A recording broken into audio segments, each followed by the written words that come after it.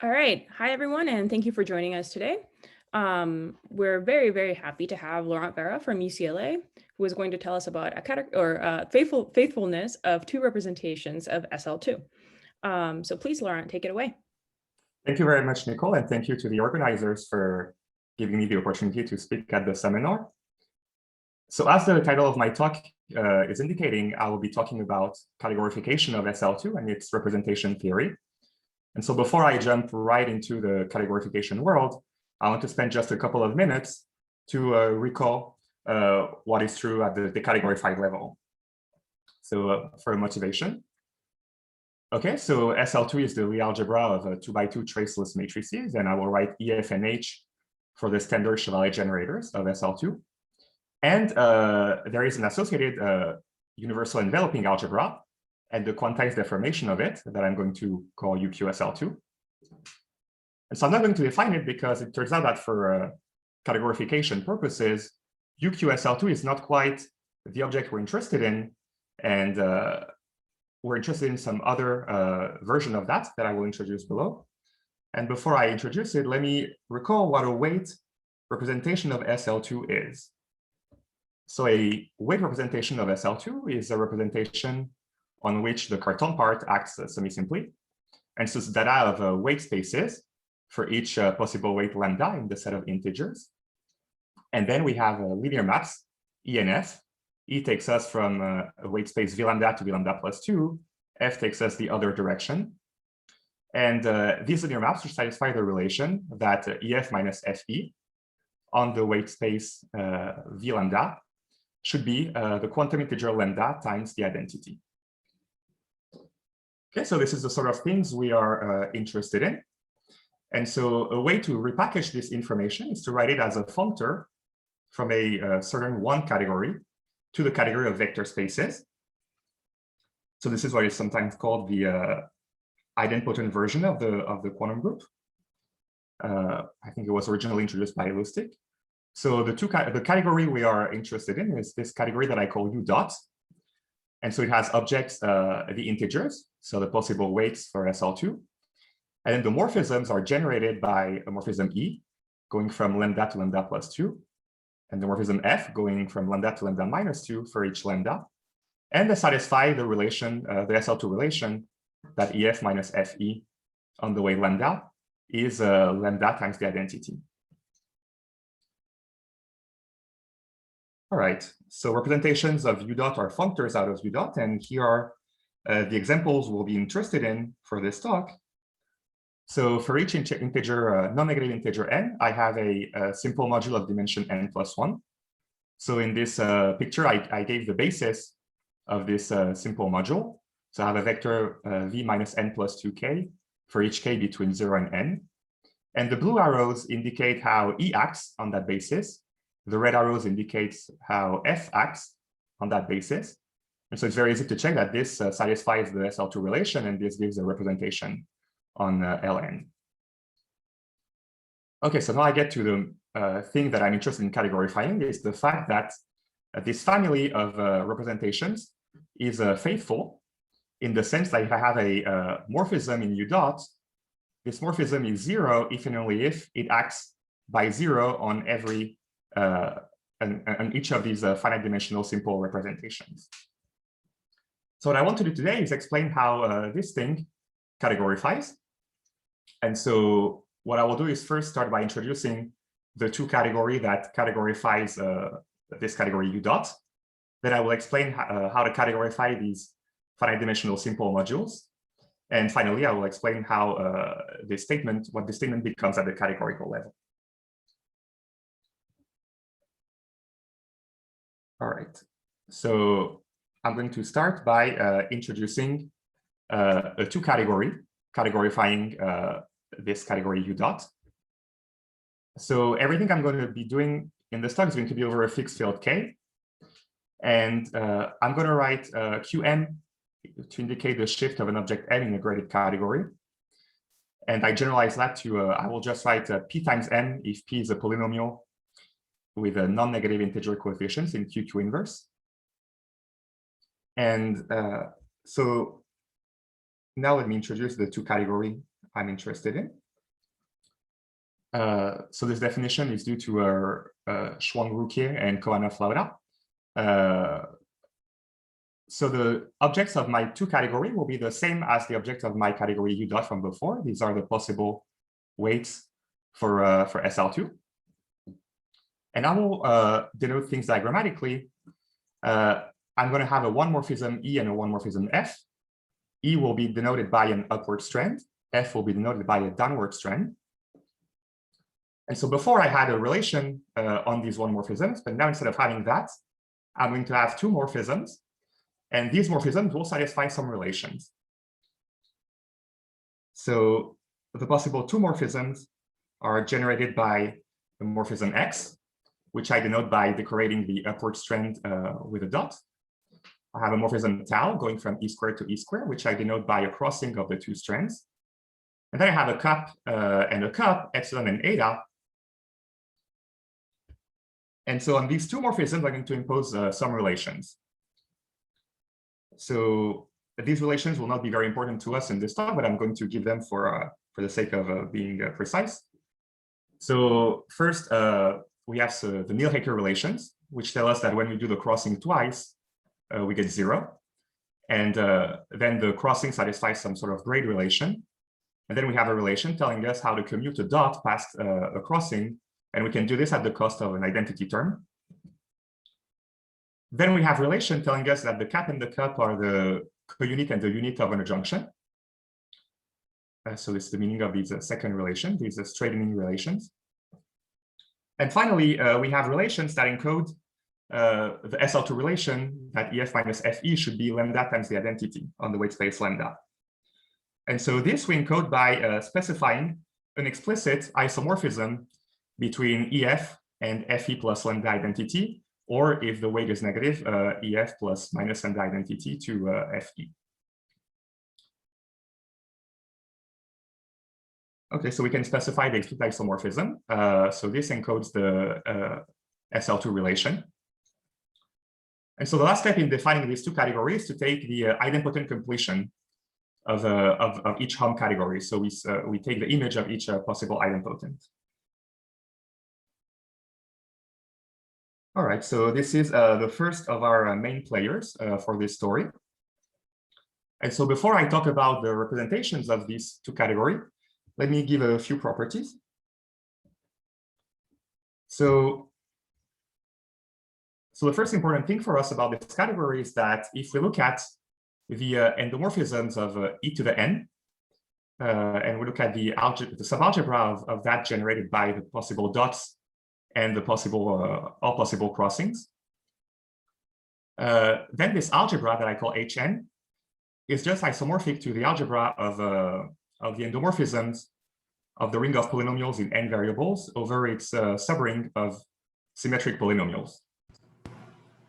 And so the dot acts by just a monomial, and the crossing acts by an operator that I call delta k, which is called a de Mazur operator, divided difference operator.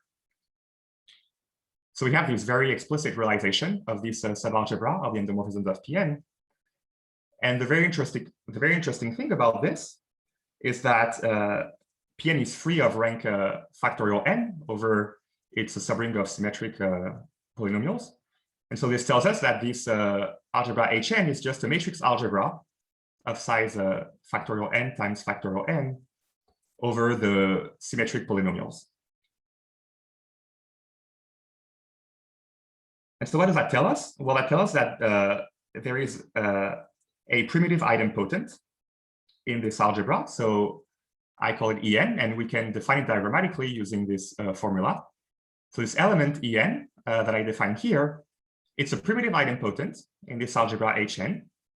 And so in my two categories, since I took the idempotent completion with respect to the two morphisms, I can take the image of this idempotent. It's a well-defined object in my two, so we define one morphism, sorry, in my two category. And I call this the nth divided power of E. So by definition, E to the n decomposes as n factorial times this nth divided power. So this divided power will be very important for us. And then using the fact that E and F are adjoint, I can play the same game with F, with the downward strings. I can define a dot decorating a downward strand using the adjunction, and I can define a crossing of two downward strands using the adjunction. And then I can define another idempotent En prime, which acts on F to the n. So here is how I define this. And then I can define the same way that I did for E. I can define the nth divided power of F by taking the image of this idempotent.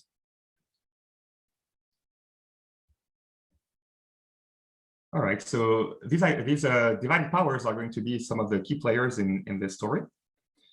And so then let me give a precise statement about the structure of these two categories. So here is what would be the main tool for us, this theorem due to Lauda. So this theorem tells us exactly what the indecomposable one-morphisms of U are. So they're given by either a divided power of E times a divided power of F, or a product in the other direction, depending on the weight. And so the statement is that this gives a complete list up to isomorphism of indecomposable one-morphisms of these two categories. And these are pairwise non-isomorphic, except in one case when the weight is B minus A, and then we have an isomorphism between the two types of indecomposable. So we know everything about the indecomposable one-morphisms of U, and we also know that their endomorphism algebra is just a copy of the field in degree 0, and then there's just positive degree endomorphisms. And the last statement is that we can decompose every one morphism of U as a finite direct sum of these indecomposables. So what I'm saying is that just the home categories in these two categories are Kroll-Schmidt categories. Okay, so we have this theorem that tells us quite a lot about the structure of these two categories. Okay, so now that we have this, I'm going to introduce the second main player for the story, and that is the representation of these two categories.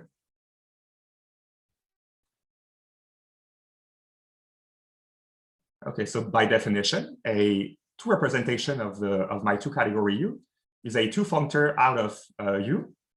And so in this talk, I will choose the target to just be the two category of graded linear categories.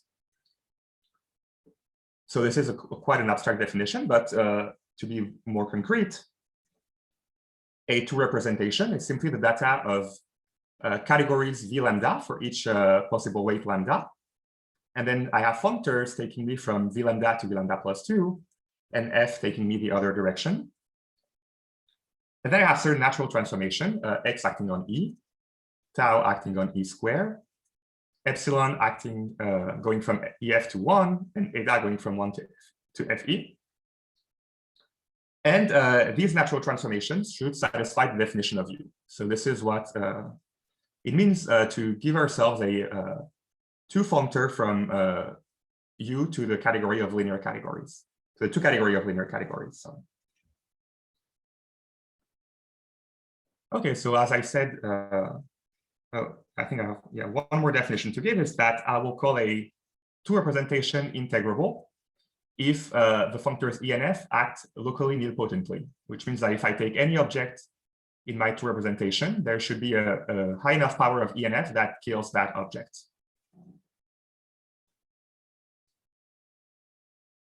Okay, so now we have to introduce the other main player of this story, which is the two representations that categorify the simple modules for SL2. That's what I'm going to do now.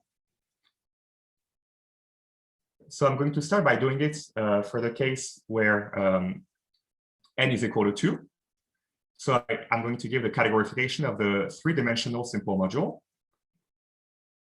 So I have to give weight categories for this. And so in weight -2 and +2, I'm going to take the category of free modules over the ring of symmetric polynomials in two variables.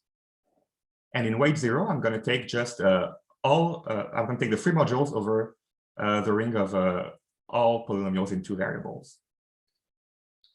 And so between these categories, I have natural, induction, and restriction functors. So I can think of them as bimodules, and I'm going to think of them as bimodules here. So these are naturally, there's a natural adjunction between induction and restriction. And so the cap and the cup are just going to be the unit and co-unit of the adjunction between induction and restriction. And then I have to give the structure of a two representation. I have to explain how x and tau are going to act on these functors. And so I'm just going to let x act by multiplication by x1 on induction and by multiplication by x2 on restriction. And then for tau, is acting on the composition of restriction with induction. And it's going to act by the de Mazur operator that I introduced previously, delta 1. So this gives a well-defined morphism of bimodules. And so the result is that this defines a two representation of my two category. And when I decategorify, this just gives me the three-dimensional simple representation from before. And the rank 1 free modules just correspond to the basis I had introduced before.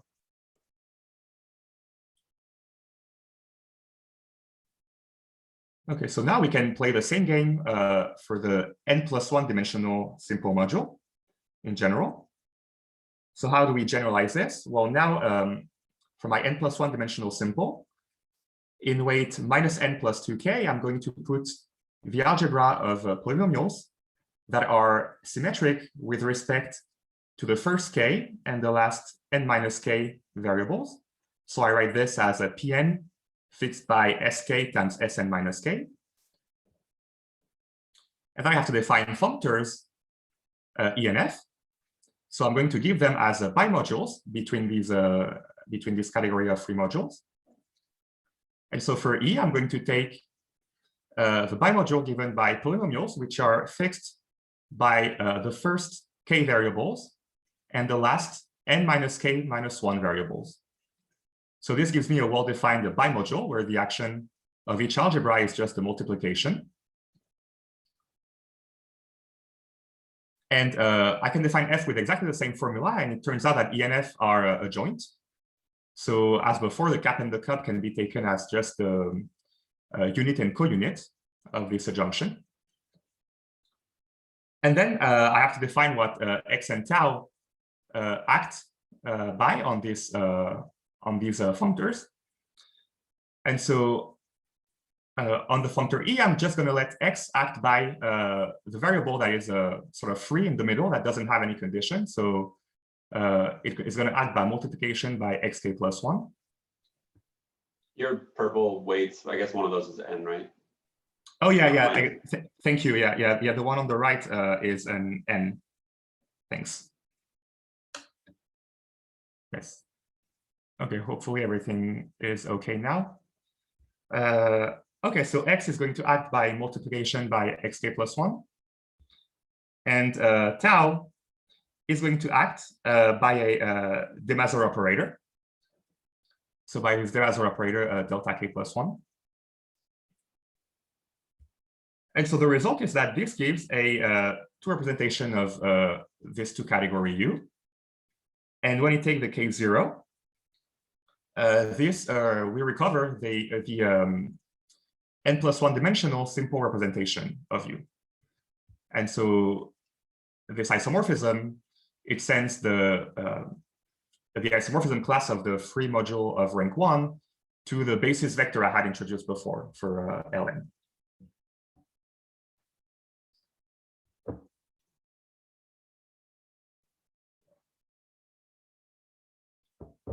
Okay, so now that we have all the main players, let me give some further properties of these two representations.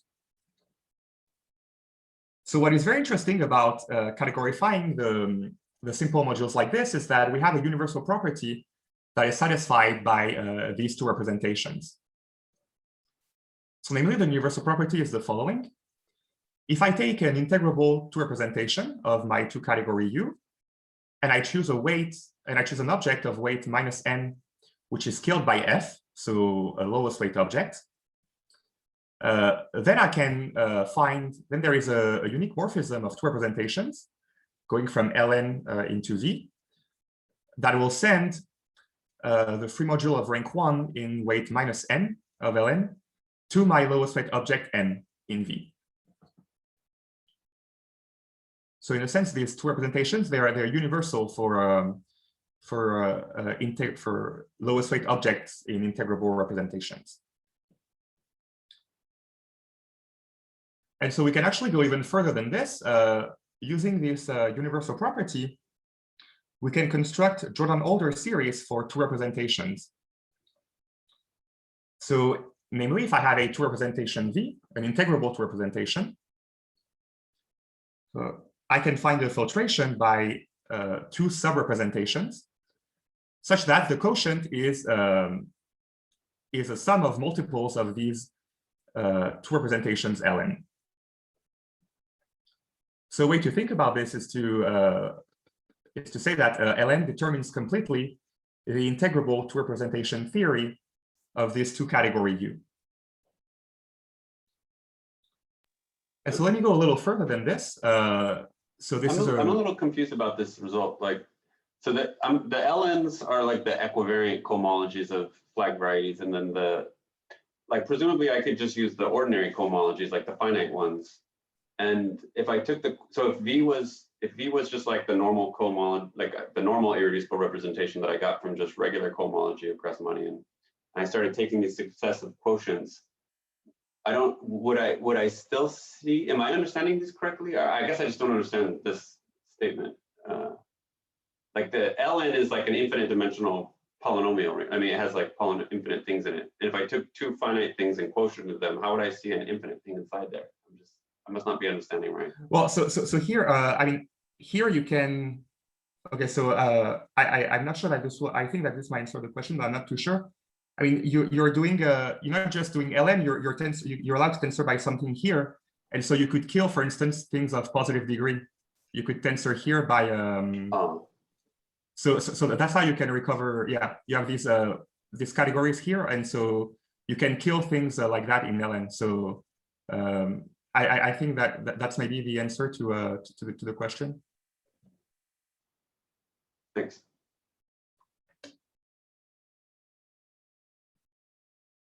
Okay. All right. So yeah. So let me just give a little more details on the ways in which ln determines the integrable two representation theory of the two category. So here's an example of an application of the above results. So I'm going to consider a complex C of one morphisms in my two category. And so it has to satisfy a certain boundedness condition, namely, if I evaluate C at any object of an integrable two representation, I want the resulting complex to be a bounded complex. So C of M should be bounded for every object M of an integrable two representation. Okay, then under the assumption that C acts by 0 on the homotopy category of Ln for all n, I can deduce that C acts by 0 on the homotopy category of V for any integrable two representation V. So this gives a way in which we can simplify some computations by just performing them in the two representation Ln instead of any integrable two representation V. Is it okay if I keep asking questions, or is that, is that your culture here? Yeah, Okay. yeah, that's fine. That's fine. So presumably everything you said up to this point works for SLN just as well, right? Like I could take the corresponding, okay. And then this statement also works for SLN?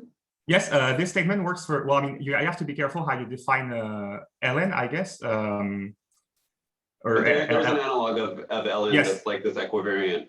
You just take the equivariant cohomology of n-step partial flag varieties. Okay. Yes, yes. So yeah, this works just fine for, it works for any, more generally, even for even non-simply laced type, you can define some L lambdas. There's an abstract definition, and they will satisfy this property. And this is from Rouquier's paper, or yes, like from yes, Yes, these last three statements that I gave is all in Rouquier's paper. Yeah. Okay. I thought this last statement was your paper. No. Okay. That's already in Rouquier. Yeah. Okay, So actually, this statement says that if you have something that holds in ln for all n, then you can lift it to hold in any integrable to rep v. And so what I'm interested in this talk is actually proving that if you have something that holds in ln for all n, then it actually holds in u directly. So in a sense, we want to lift things further. Instead of having things holding just in representations, we want to have them holding in the two category itself. I see. This is a statement about the growth and degree, not the two category, and that's your result. Is that it lifts to the two category? Exactly. Yes. Yes. And that is only for SL2 so far. Yes, and I will explain why it's only for SL2 so far. Okay. Thanks a lot. All right. Well, so this is what I was actually going to do is now give the main theorem that I'm going to be interested in today. Okay, so here's the main result. I'm going to call phi n the two functor that corresponds to this two representation, ln. And so the statement is that if I have a complex of one morphisms in my two category, and if I know that when I take its image in ln, so if I take phi n of c, it's null-homotopic as a complex. It's a complex of bimodules. If I assume that it's null-homotopic for all n, then C itself in the two category U is already null-homotopic.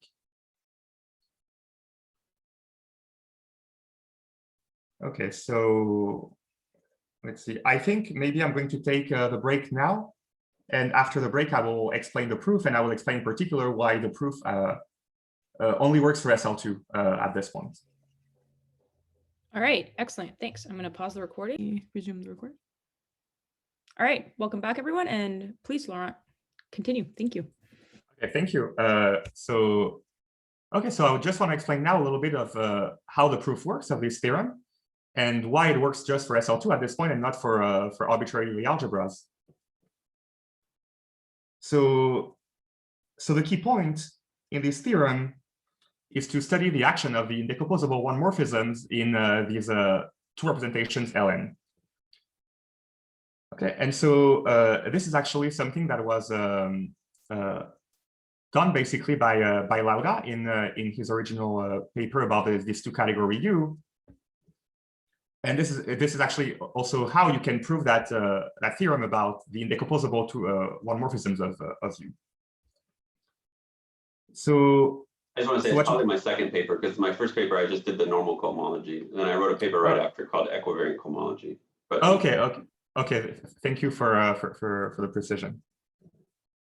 All right, so let's start by just taking a divided power of E, and we want to see how this acts on the representation Ln. So there is kind of a stupid cases where the weights do not match, or when you go out of the place where the representation is non-zero, then you just get 0.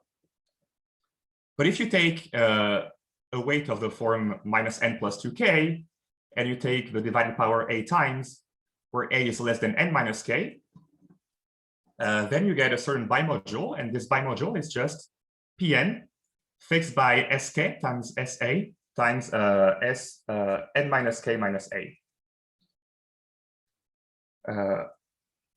Okay, and so the result is that this bimodule is indecomposable, and that's because its endomorphism algebra is simply a copy of the field plus things of positive degree.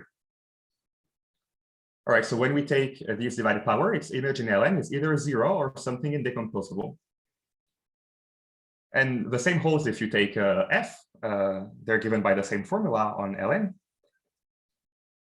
And so then you can generalize this, and you can prove that if x is an indecomposable one morphism of this two category at a certain weight lambda, if you take n large enough and of the same parity as lambda, then the image of this indecomposable in Ln is still going to be indecomposable. And its endomorphism algebra will just have k in degree 0 and then positive degree things. Okay, and similar, using the same kind of arguments, you can prove that if you have two non-isomorphic indecomposable one morphisms in U. Then if you take n large enough and of suitable parity, the images of this X and this Y stay non-isomorphic.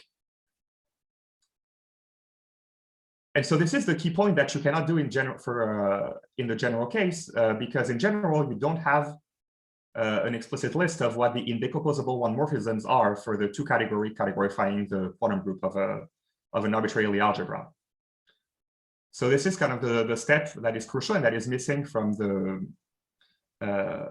So one thing that we do know, though, is that we do know that the endomorphisms are positively graded, like they're one-dimensional in degree 0 and positive, like for other indico. I mean, that's like the fact about the canonical basis, right? That the yes. Can you just use that enough, or you actually really need to know like a list of the indecomposables? Well, you do need to know. Maybe you don't need a list, but you need to know at least how they. You need to know the end algebra when they act on these representations L lambda. So I don't know if we know that in general. Okay. Well, yeah. The only thing I know is that the Hom spaces categorify this inner product, which on the L lambdas I think is this like Shapovalov form. I think Ben Webster proves that. And there, I thought you still knew that like the Homs between indecomposables were like with the canonical basis, had this like upper triangular property. Okay, is that the thing that you need for the theorem? Is just the upper triangularity part, or is it? Or you actually just at some point really need to know the indecomposables? Yeah, I don't think you need to know. You don't need to know them explicitly. It's just that you need to be able to check that when you evaluate, when you take their image in say L lambda, this still has to it has to stay decomposable and have a k in its endomorphisms of degree 0. Okay. So if this is known, then yeah, it should be possible to generalize the theorem to. I'll have to think a little bit about that, but yeah, okay. Okay, so well, this is the only thing we need to know really about this two category U, and then the rest is just some general facts about Kroll-Schmidt categories. So let me explain a little bit what this is. If you take a Kroll-Schmidt category C and then a family of Kroll-Schmidt categories Di, if you have added functors from Phi from C to Di, okay, and then I'm going to assume that if I take a finite family of indecomposable and pairwise non-isomorphic objects in C, I can find an index I such that their images in Di stay indecomposable and pairwise non-isomorphic. And I have the additional condition that at the level of the endomorphisms, Phi induces local morphisms between these local rings. Then under these very general assumptions, you can prove that a complex in C is null-homotopic if and only if its image in Di under the functor Phi is null-homotopic for all I. And so based on what we've seen before about what happens to the indecomposables of U when we look at their image in the two representations, this general fact is going to apply to the two representations of U.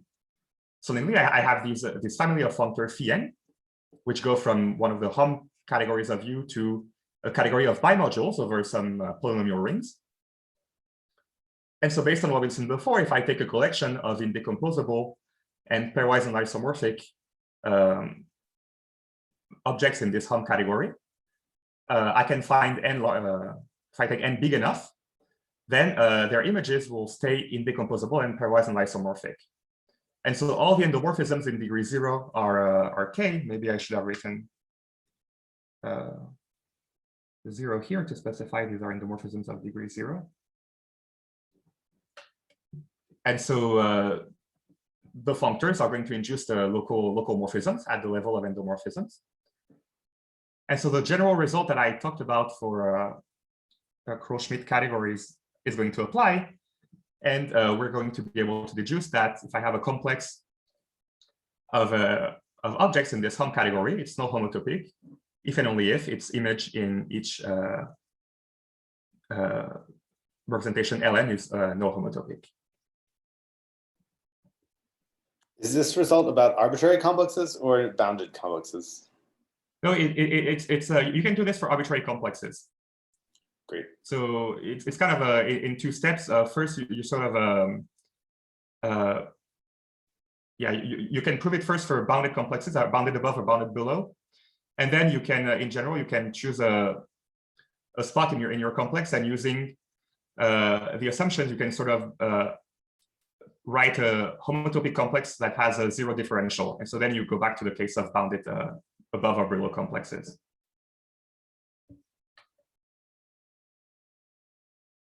Okay, so let's see. I have okay, I have about 15 minutes left. So I'm going to give a slightly refined version of this theorem that I will use for the that I will use for the application. So I was going to explain a little more what is going to happen, but I'm just going to scroll down and just give the result. So the way I wrote the theorem, if you want to prove that a complex is null-homotopic, you have to take its image in Ln, and you have to check that there you have a null-homotopic complex of bimodules.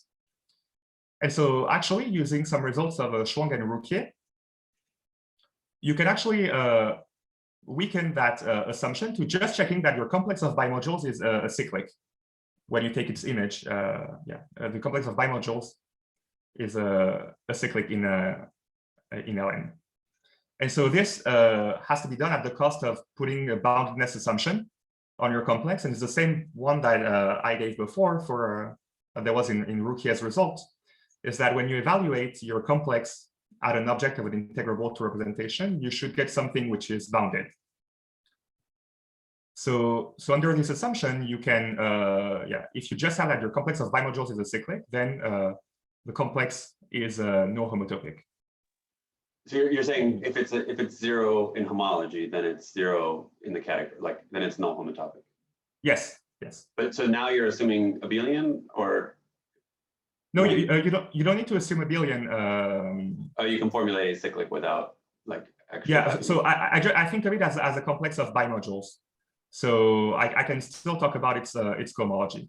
But yeah, indeed, I cannot talk about the derived category of the category Ln because it's not an abelian category. But this lives in the bigger category of bimodules for some polynomial rings, and that's where I'm taking the cohomology.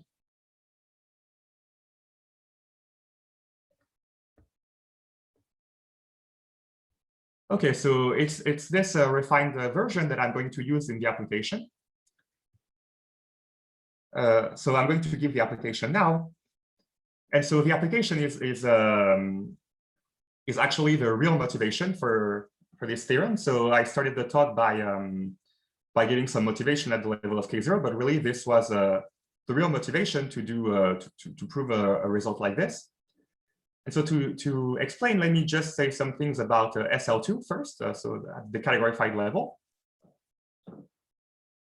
So if we take an integrable representation of SL2, well, we can integrate it to get a representation of the Lie group, SL2.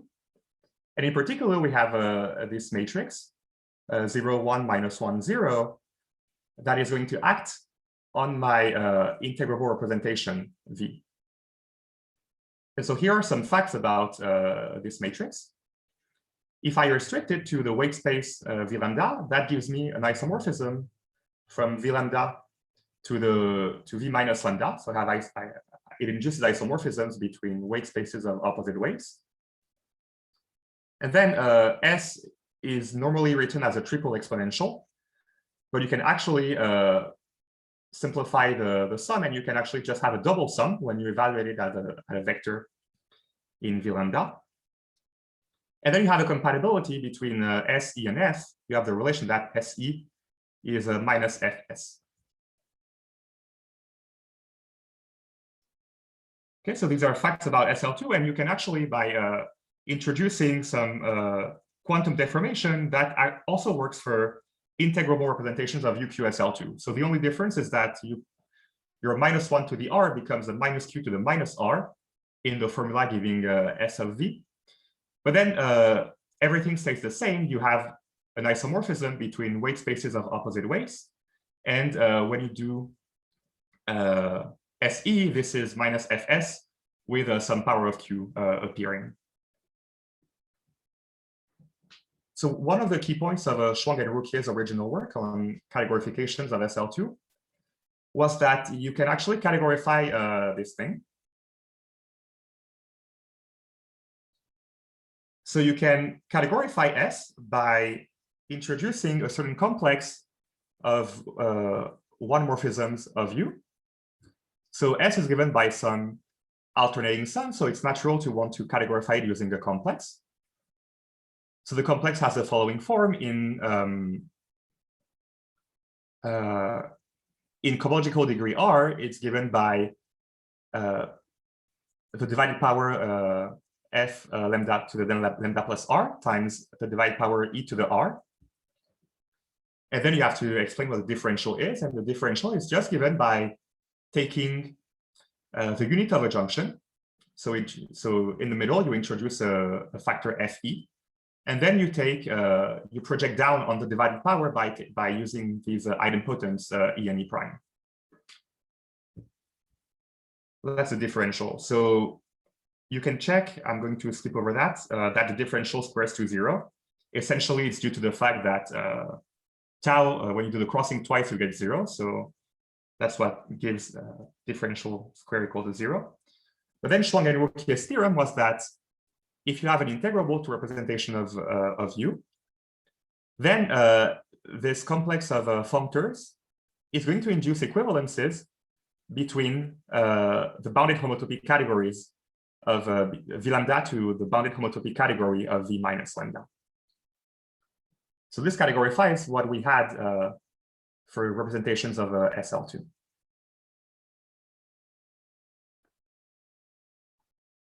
Okay, so let me be a little more explicit about what happens on the two representations Ln. So on Ln, it's actually very simple to see what happens for this complex. So I'm going to do L2 first, and then I'll generalize.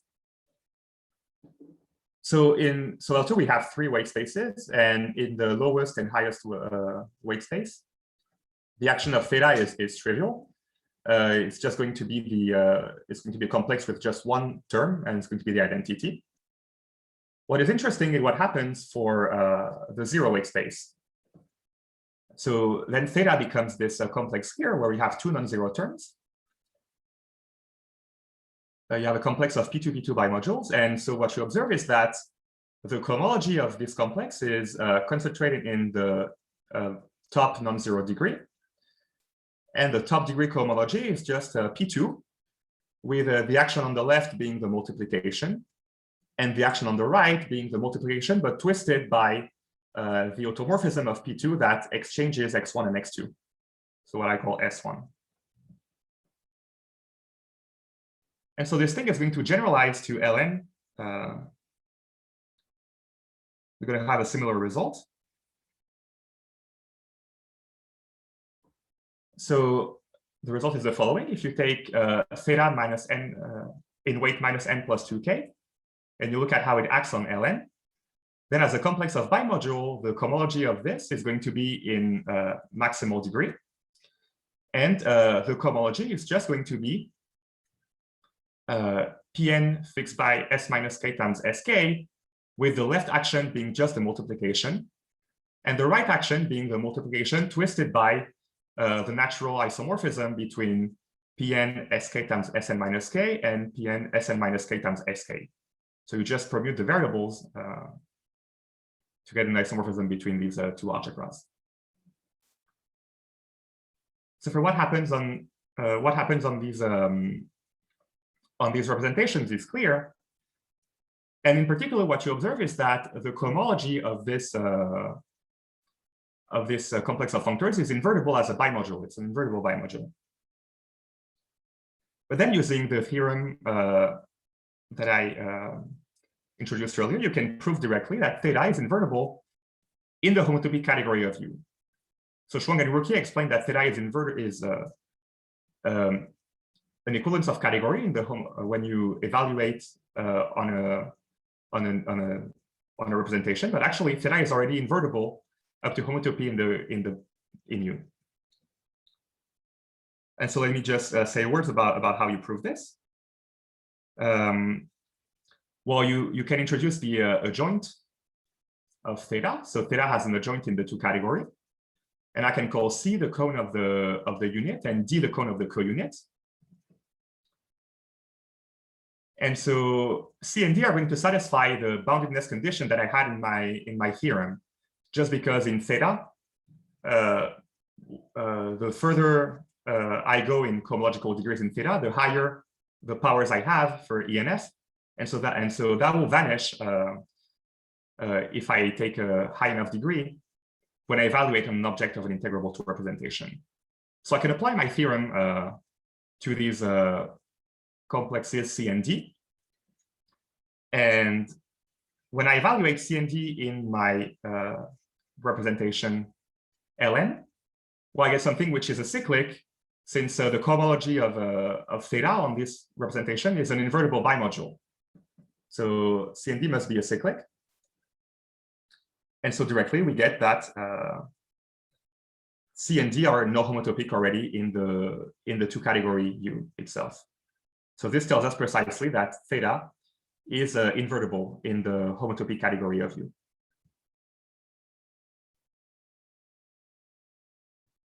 Okay, so this is the first application of these results.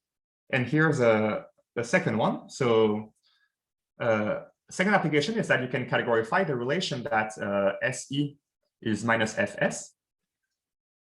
So it's kind of the same story as before. This was already known on integrable two representations of U. So this is this is work of Kaudis and Kamnitzer that tell us that on an integrable representation, we have theta E is null-homotopic to F theta with some shifts. And so we can use the same philosophy as before to try to lift this to something that actually already holds in the two category U itself. So let me give a little more details. You can define a morphism of complexes that I'm going to call G lambda from theta E to F theta. So it's not very relevant. I just wrote what G lambda is. You can define it using these diagrams, but the form is not relevant for what I'm going to say. But you can define this morphism of complexes. So this morphism of complexes happens to be either a split injection or a split surjection, depending on the weight that you are looking at. But then using the faithfulness result, you can prove that it's a homotopy equivalence. So how do you do this? Well, you can apply the theorem prime to the cone of this morphism of complexes. And so all you have to do is check that when you apply this to a representation Ln, you get a quasi-isomorphism. And so then it just becomes a computation. You can just check that the cohomology of the source and target of G lambda are isomorphic as bimodules. So in particular, they have the same graded dimension. And so I already knew that G lambda was either a split injection or a split surjection as a morphism of complexes. In particular, in cohomology, G lambda is going to induce a split injection or a split surjection. But then the source and targets are vector spaces of the same graded dimension. So I can deduce directly that G lambda, its image in Ln, is a quasi-isomorphism. And so you get that the relation between theta E and F theta holds already in the two category U itself. Are you so go ahead. Yeah, so the hope with this is that you're able to simplify computations. So doing computations in the homotopy category of U can be difficult. So the hope is that this result can help by just simplifying the computations you have to do and just checking things on representations. Is there any hope of using this to say something about the naturality of this map? So So like if you look at this result, like suppose I had a map going from E to E, and then I apply your homotopy equivalence. Do I know that that's going to be natural? So you mean is this compatible with you want to? Yeah. Suppose I consider a dot endomorphism on E. So that, and then compare that with a dot endomorphism on F. So yeah, I haven't thought about that actually. Yes, so I'm guessing this is to be able to categorify sort of a Lustig's symmetries on the quantum group. That's right. Yeah. So I had some work with some former students and postdocs that we actually do this, but we do it in this like brute force way. And I've always dreamed of categorifying this result in Lustig about the fact that if you act by 0 on all integrable representations, then you act by 0 on the whole category. So we kind of proved by hand constructing all the homotopies and things like that, but it's just sort of horrible. Like, yeah. So I haven't thought about whether this would be a natural thing, but it must be in there. I mean, I would imagine. Yeah. But I don't see it. I don't see it immediately. Well, does it actually intertwine directly, or is there an automorphism of category? Does it like rescale dots? So I mean, this map G lambda. I mean, it's not going to intertwine the dots directly because given how it's given, it's not going to. It's up to homotopy. We have to actually like construct explicit homotopies in there. Yeah, No. But even so, it really does match a dot on E with a dot on F. It doesn't match a dot on E with like minus a dot on F. There may be some. I have to remember what it does to. Oh, it depends on. So if you're doing TI there's these Lustig symmetries are indexed by for SL2 it's a lot simpler. There's just TI acting on EI. So there I think you're right that there's a minus sign.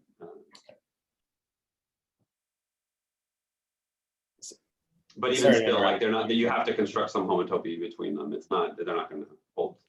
Okay, let's let Laurent finish the talk. Thanks. I was actually done. Sorry, I should have made that clear. This was the last theorem, the last proof.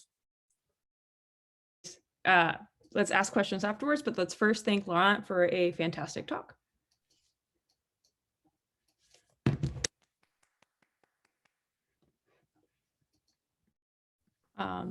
All right. So yeah, does anyone have any questions? And please continue the discussion. I didn't mean to cut you off.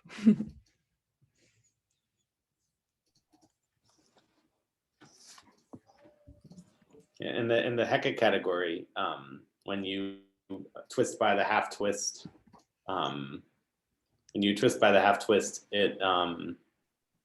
it acts on the category by the Dinga diagram automorphism and by another automorphism of the category as well, which puts some signs on things. And so I expect the same thing to happen for the Rickard complex in SL2. You would have to let me try to remember what's happening. So you're saying you would have to say that one more time?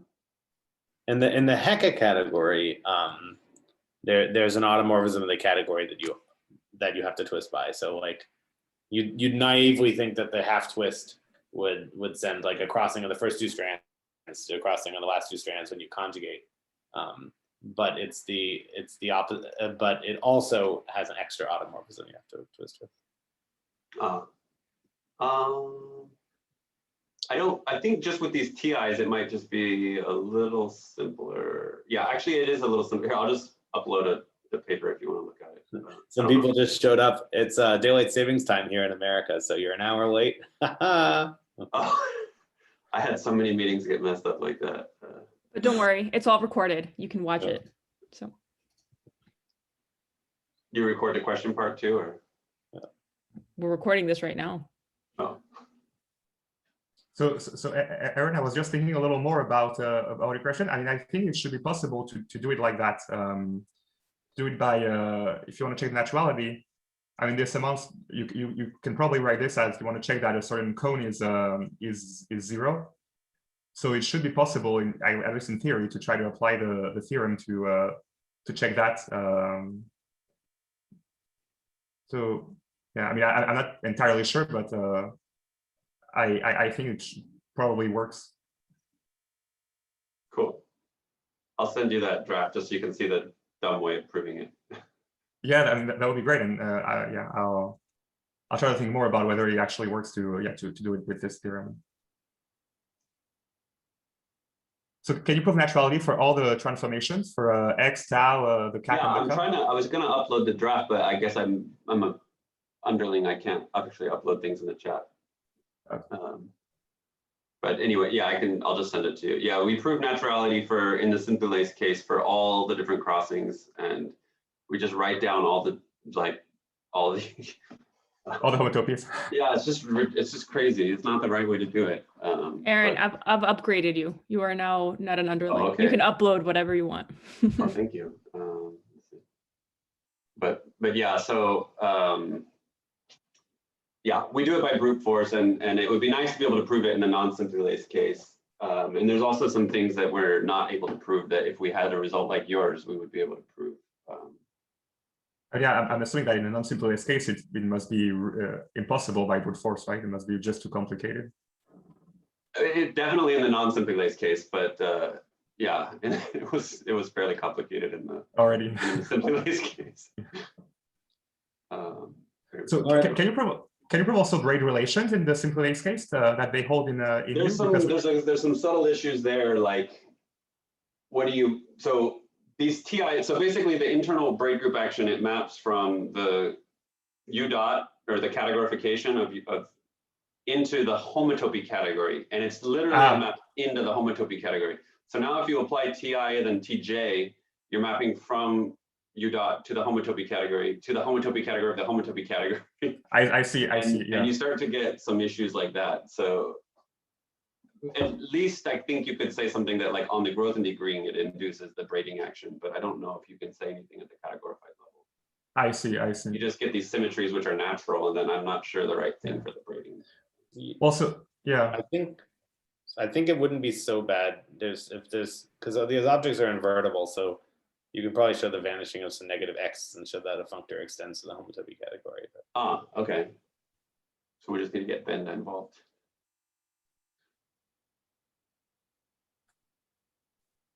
And Nicole, even though you've enhanced me, I'm still not smart enough to know how to upload things. Well, could you go back to the theorem, I can't fix that. the first theorem for me? Yeah, yes. What's that? That was here, right? This one? Yeah, no, it was the other one, the auxiliary one, the one you showed for just a second before. Oh, Incomposable objects, Krill-Schmidt. Yeah.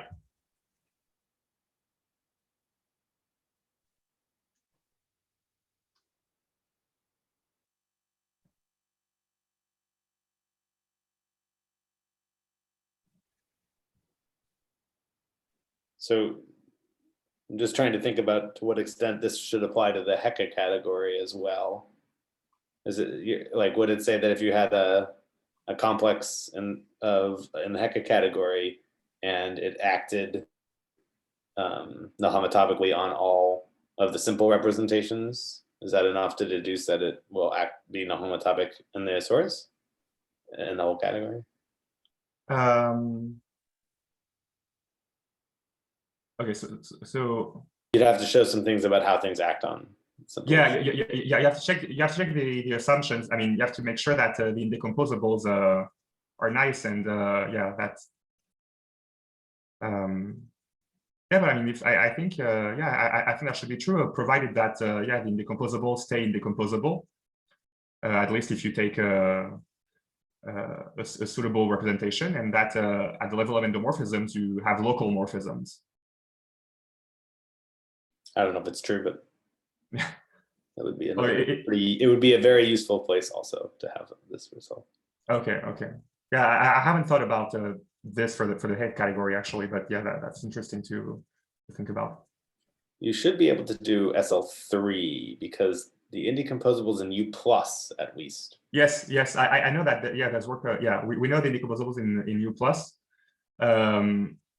But can you deduce from that all the indecomposables in? I wasn't sure whether that was enough or not actually for SL3. Yeah,